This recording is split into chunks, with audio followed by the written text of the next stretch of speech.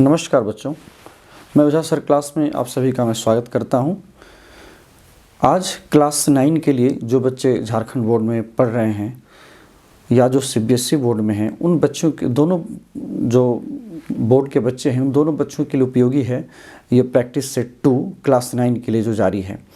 इसमें जेसीईआरटी ने जारी किया है और इसमें उसी मॉडल क्वेश्चन को जारी किया गया है जिसके आधार पर आपके जो फाइनल एग्जामिनेशन होने वाले हैं उसमें आपको प्रश्न ये पूछे जाएंगे। तो चलिए, हमने सेट 1 पहले मैंने आपको भेज दिया है, आपने देखा होगा उस वीडियो को, और आज जो है वो सेट 2 क्लास 9 के लिए हम आपके सामने डिस्कशन में करने जा रहे हैं। इसमें देखिएगा कि एक पैराग्राफ का क्वेश्चन है, यहाँ ऊपर पहले देख लीजिए, क्लास 9 संस्कृत है ना, 1.5 घंटे का समय और पूर्णांक 40। इसमें एक आपको अनसीन पैसेज रहेगा जो कि 10 नंबर का है और इसके बाद फिर बाकी 30 मार्क्स का उधर का आपका क्वेश्चन होगा।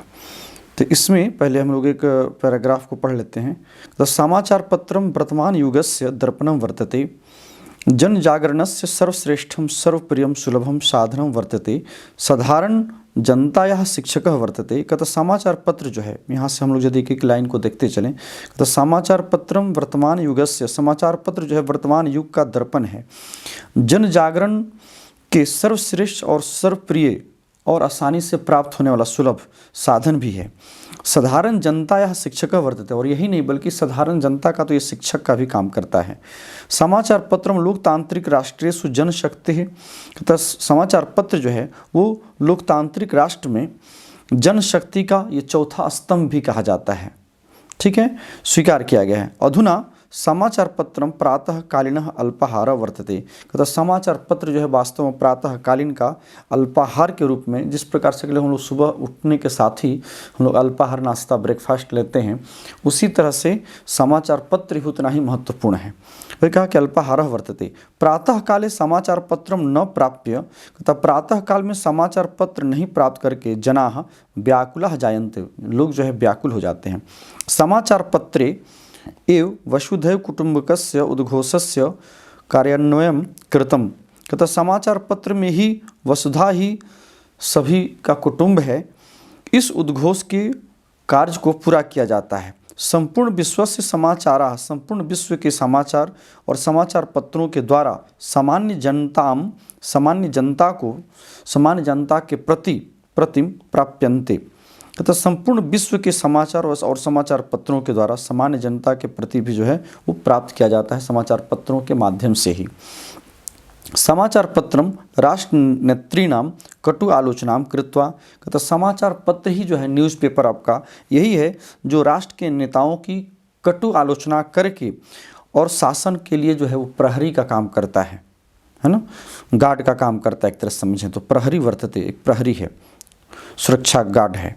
समाचार पत्राणाम लेखेषु, समाचार पत्रों में आए हुए जो लेख हैं उन लेखों में संपादकीय स्तंभेषु, जो संपादकीय जो उसमें एक पेज होता है उस स्तंभ में आप देखें तो जनतायाः विचारधारां दृष्टिकोणं च प्रावर्तयितुं महती शक्ति वर्तते। उसमें देखेंगे कि अलग अलग लोगों के अलग अलग विचार संपादकीय में आता है। तो वही कहा कि संपादकीय स्तंभों में जनता की जो विचारधारा है और उसके जो दृष्टिकोण है, उनका जो सोच है, जो दृष्टिकोण है, उसको परिवर्तित करने के लिए बहुत बड़ी शक्ति है, महती शक्ति वर्तते। सामाजिक कुरीति नाम राजनीतिक छल प्रपंचा नाम, कहता है कि सामाजिक कुरीति, राजनीतिक छल प्रपंच, धार्मिक उन्माद का वर्णन करके समाचार पत्र जो है समाज सुधारक जायते, समाज सुधारक के रूप में भी ये उत्पन्न हुआ है। वर्तमान युग में समाचार पत्रैः लक्षशः जनाः, कहता वर्तमान युग में जो है वो समाचार पत्रों के माध्यम से लाखों लोग, लक्षशः मतलब लाख है ना, लाखों लोग जो हैं आजीविकां प्राप्नुवन्ति, लाखों लोग जो है वो आजीविका को प्राप्त करते, अपने रोजी रोटी भी से चलाते हैं। दानम च कुर्वन्ति, और दान करते हैं। ये पैराग्राफ है जिसका कि अर्थ आपने देखा। अब हम इस पर प्रश्न जो पूछा गया है उस पर हम लोग डिस्कशन करेंगे। प्रश्न पूछा कि जन जागरण से सुलभम साधनम किम, जन जागरण का सबसे सुलभ साधन, सबसे आसानी से प्राप्त होने वाला साधन क्या है? तो हो जाएगा ख समाचार पत्रम, समाचार पत्र। 2 में देखिए, कहता है कि अधुना जनतायाः प्रातःकालीन अल्पाहारः किम, कहता इस समय जनता का प्रातःकालीन आहार क्या हो गया? तो समाचार पत्र है, तो ये भी हो जाएगा समाचार पत्रम। थर्ड में है चतुर्थ स्तंभ। चतुर्थ स्तंभ, फोर्थ स्टेट जिसको कहा जाता है, चतुर्थ चौथा स्तंभ राष्ट्र का। कहता इन दोनों पदों में अनयोः पदयोः विशेषण पदम किम, इसमें विशेषण पद कौन सा है, तो हो जाएगा चतुर्थ। यहाँ चतुर्थ स्तंभ 2 वर्ड दिया गया है, तो इसमें से विशेषण हो जाएगा चतुर्थ, जो कि आपको यहाँ दिया गया है। ठीक है, चतुर्थ। फोर्थ में है दुर्लभम अस्य विलोम पदम अनुच्छेदात चित्वा लिखता। इस अनुच्छेद में कहता है कि दुर्लभ का कौन सा विपरीतार्थक शब्द आया है, तो उसको आपको चुन करके लिखना है। तो दुर्लभम का हो जाएगा सुलभम, ये सुलभम ख, है ना। 5 में है प्राप्य इति पदे कह प्रत्यय। प्राप्य में कौन सा प्रत्यय है, आप क्लियर, आपको देखते हैं प्रोपसर्ग है, आप धातु और लेप प्रत्यय है, तो ये हो जाएगा आपको लेप। अब चलते हैं पठित अवबोधन की ओर, जो आपको सेमोसी भागवत से जो बुक का जो अंश है, जो आप टेक्स्ट बुक पढ़ते हैं, अब उससे यहाँ पर प्रश्न दिया गया है। लेकिन यही ध्यान रखना कि सारे के सारे प्रश्न डायरेक्ट दिए गए हैं, इसमें कोई पैराग्राफ या श्लोक नहीं दिया गया। तो इसके लिए आपको बुक के श्लोक या जो भी नाटक है या जो भी आपके गद्यांश दिए गए हैं, जो स्टोरी आप पढ़ते हैं, उसको आपको ध्यान में रखना जरूरी है। अब यहाँ पर देखिए 6 में कहता है कवि भारतीम कस्याः नद्याः तटे वीणाम वादयितुम कथयति। कवि जो है भारती को, सरस्वती को किस नदी के तट पर, कस्याः नद्याः तटे, किस नदी के तट पर वीणा को बजाने के लिए कहता है। तो आप देखिएगा जब आप बुक को पढ़ेंगे तो उसमें पहला ही चैप्टर में तो वहाँ पर है कालिंद आत्मजाया, जो यमुना के तट पर है ना, ये हो जाएगा घ, ठीक है ना, कालिंदात्म जाया, ठीक है, जाया। 7 है वसंते बसंते कस्य काकली जननाम चितांसी आकर्षयन्ति। वसंत में जो है किसकी काकली, काकली कहते हैं ध्वनि, जो पक्षियों की जो ध्वनि है। तो यहाँ पर देखिएगा कोयल की ध्वनि जो है वो लोगों के चित्त को अपने तरफ आकर्षित करती है। जननाम चितांसी आकर्षयन्ति हो जाएगा कोकिलस्य, है ना। कोयल की जो ध्वनि है वो लोगों के चित्त को, मन को अपने तरफ आकर्षित करती है। ठीक है, ये पहले फर्स्ट चैप्टर का ये सारा क्वेश्चन दिया गया है। फिर नेक्स्ट है वसंते आम्र मंजरी कीदृशी भवन्ति। कहते वसंत में आम का जो मंजर है वो कैसा होता है, तो पीला होता है, पिंजरी क, तो हो जाएगा पहला ही क हो जाएगा। फिर 9 में है केसाम नताम पंक्तिम, किसकी झुकी हुई पंक्तियों को देख करके आलोक्य कवि वीणाम वादयितुम कथयति। कवि जो है वीणा को बजाने के लिए कहता है। तो यहाँ पर देखिएगा मधु माधवी नाम क, मधु माधवी नाम कहता है मधु माधवी की जो पंक्तियाँ हैं वो उसे झुक करके वीणा बजाने के लिए कवि जो है इस प्रथम अध्याय में उसने बताया है, कहा है। तो मधु माधवी नाम हो जाएगा। यहाँ पर देखिएगा 10 में नीरसः इति पदस्य विलोम पदम किम। नीरस पद का विलोम पद मतलब विपरीतार्थक पद कौन सा आया है, इसको आपको बताना है। तो नीरस का हो जाएगा सरस। नीरस हो गया जिसमें कोई रस नहीं, और सरस हो गया जो रस से युक्त है, जो रसवान है। ठीक है। 11 में है निर्धनायाः वृद्धायाः दुहिता कीदृशी आसीत्। कहता जो निर्धन जो बूढ़ी थी, जो गरीब बुढ़िया थी, उस बुढ़िया की जो पुत्री थी, दुहिता, दुहिता कहते हैं पुत्री को, तो दुहिता कीदृशी आसीत्, कैसी थी, है ना। तो यहाँ पर देखिएगा जो पहली वाली जो बूढ़ी थी, जो गरीब थी, उसकी जो पुत्री थी बड़ी ही विनम्र थी, तो विनम्रा ख, इसका सही विकल्प हो जाएगा ख। 12 में ग्रामे कीदृशी स्त्री अवसत। कहता गाँव में कैसी स्त्री रहती थी, तो निर्धन, गरीब थी, निर्धना, तो क हो जाएगा निर्धना। 13 में है बालिकाम कम निवारयन्ती प्रार्थयत। बालिका जो है किसको रोकते हुई वो प्रार्थना कर रही है। ठीक है ना, इस प्रश्न को आपने पढ़ा होगा तो याद होगा आपको, स्वर्ण काकह जो आपका चैप्टर है, तो उसमें देखिएगा कि जब वो अनाज को ले आकर के बाहर जब पसारते हैं तो वहाँ पर कौवा आता है और उसके दाने को खाने लगता है, तो उसको रोकती है। निवारण करो तो रोकना, तो निवारयन्ती किसको रोकती हुई वो प्रार्थना करती है कि उसे मत करो। तो यहाँ पर देखिएगा स्वर्ण काकम, सुनहरी जो कौवे थे, जो सोने के पंख वाला जो कौवा था, उसी को वो रोकती है खाने से, दाने को चुगने से। 14 में है सूर्यास्तः इति पदस्य विलोम पदम किम। सूर्यास्त का विलोम पद आपको बताना है।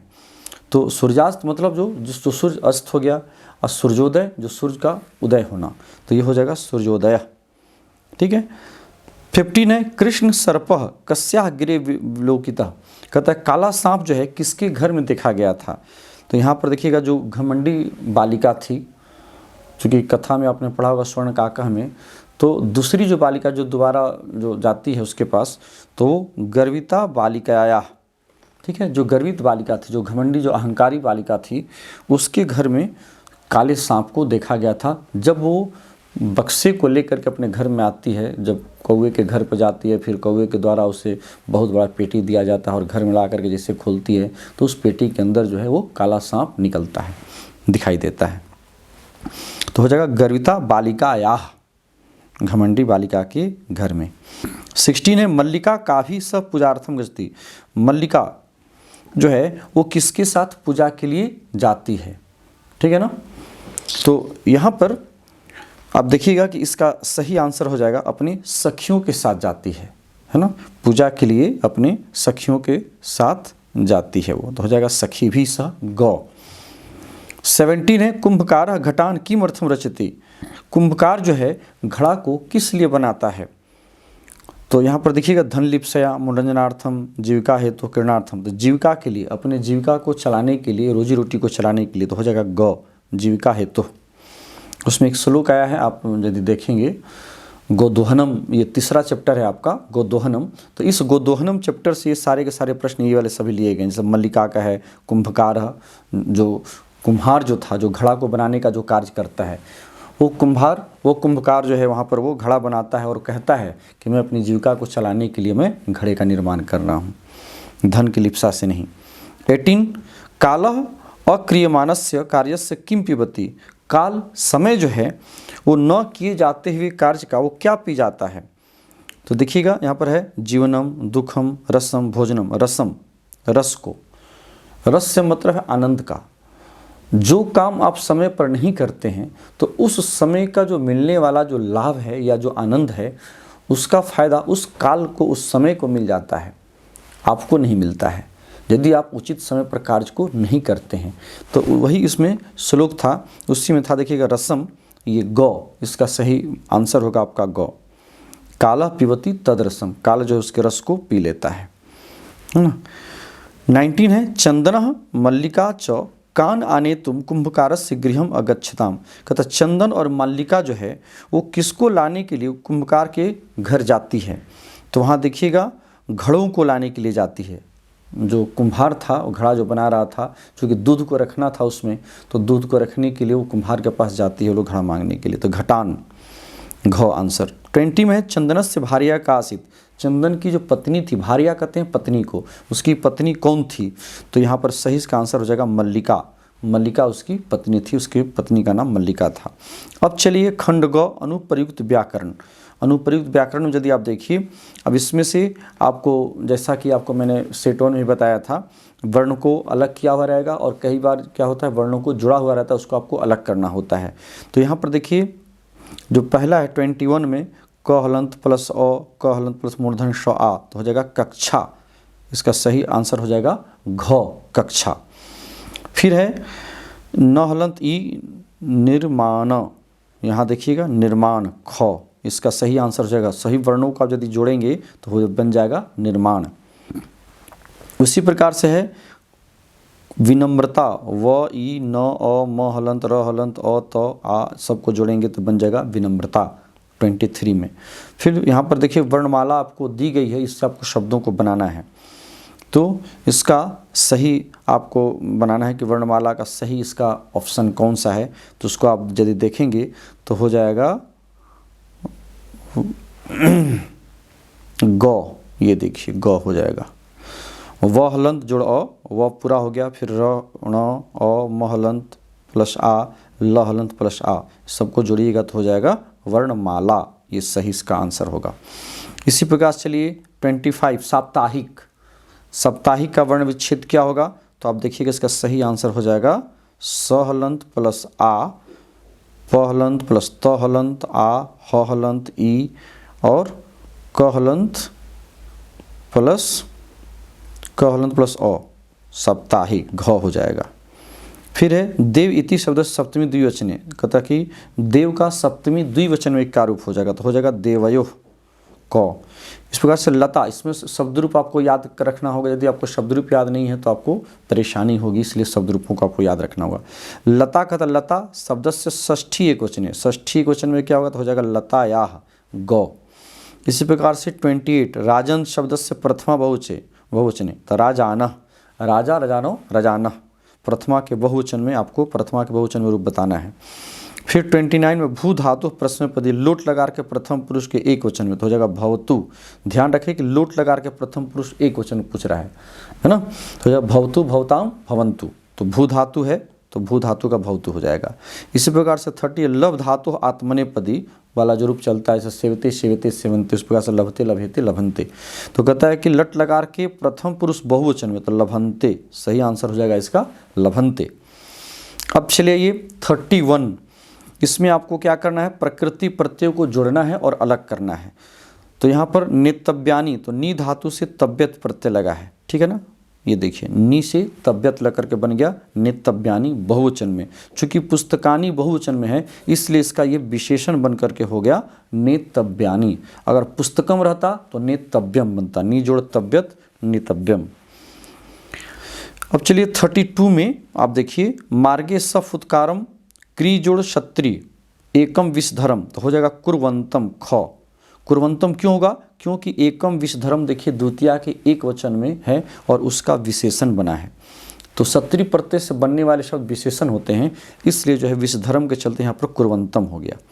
अगर विषधरः रहता तो कुर्वन हो जाता, ठीक है, जो होता। लेकिन यहाँ पर चूंकि द्वितीय एक वचन में, फुत्कार में भी देखिए द्वितीय एक वचन लगी हुई है विभक्ति, तो उसी के अनुसार यहाँ पर कुर्वंतम में भी द्वितीय एक वचन। अब देखिए 33 कंप जोड़ सानच, सानच प्रत्यय लगने के बाद मान बचता है और यहाँ पर बालिका शब्द स्त्रीलिंग है तो इसका जो विशेषण बनेगा वो बनेगा कंप माना, है ना, बालिका स्त्रीलिंग है इसलिए कंप माना हो जाएगा।